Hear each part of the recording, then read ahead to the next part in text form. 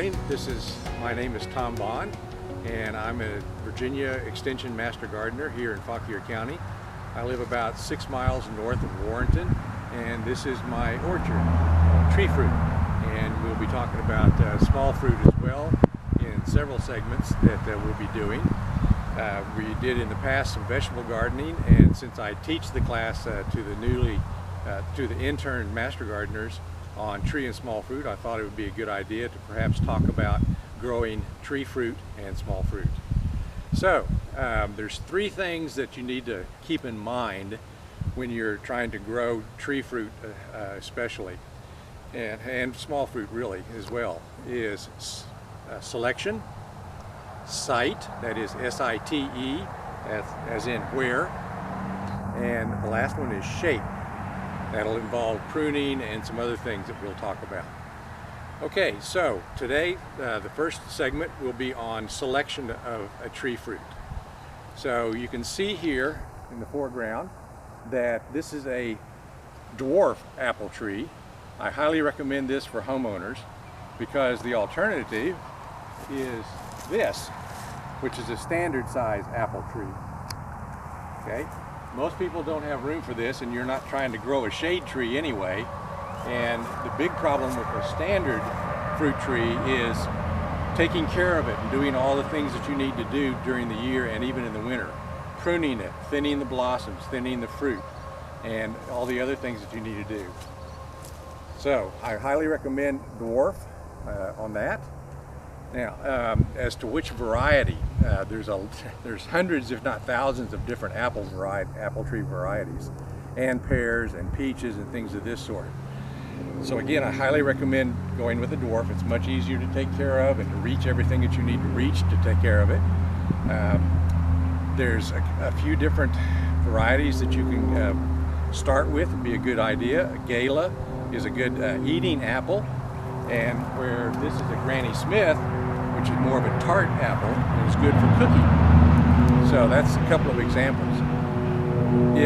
On the issue of dwarf and standard, if it doesn't say whether it's a dwarf or standard or semi-dwarf in some cases, that's probably an indication that it's a standard, so I'd be leery of that.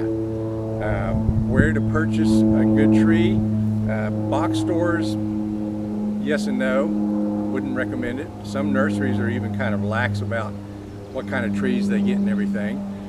You may want it, I would recommend actually going to a mail order business, something like Stark Brothers or somebody like that who guarantees their trees, and purchasing from them as a bare root tree.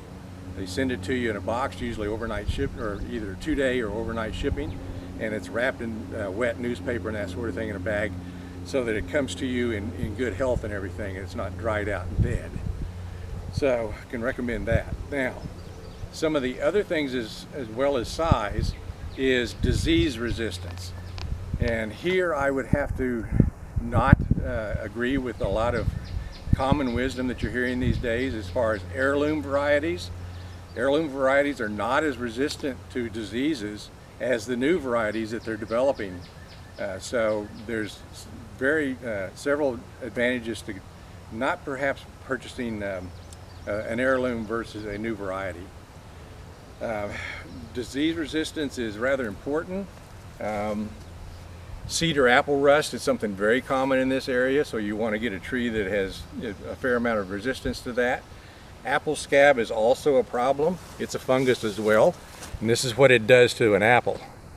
Here is a good example of apple scab. See those little orangish dots on there? That's apple scab fungus, but it's not on the underneath side. You can see a little bit of it bleeding through, but it's primarily on the top. So those are very common funguses that you have to deal with, and as you can see, it also affects the fruit. So you want to be careful and find a variety that is resistant to those problems. There's another one that's called fire blight, which is a bacteria which is very bad and very hard to control. And if you ever get it, contact me and I'll help you out. Pollination is the third area that you need to be concerned about in selecting which apple variety that you want, or pear variety or peach or whatever that you want to select. Most trees are self-pollinating, but some fruits do have to have another of the species that blooms at the same time in order to be produce a good amount of fruit and or pollinated fruit, because sometimes you'll get fruit that will go, plums are very bad about this, they'll grow to get to be about the size of big as your thumb, and then they'll fall off, and that's caused by the fact that they were not properly pollinated and cannot grow to the full size of the fruit. So it's recommended with apples and pears to have at least 2 different varieties that bloom at the same time to help each other out. Even if they're self-pollinating, they will actually produce more fruit if they have another tree of a different variety nearby. So those are some of the main concerns about selection.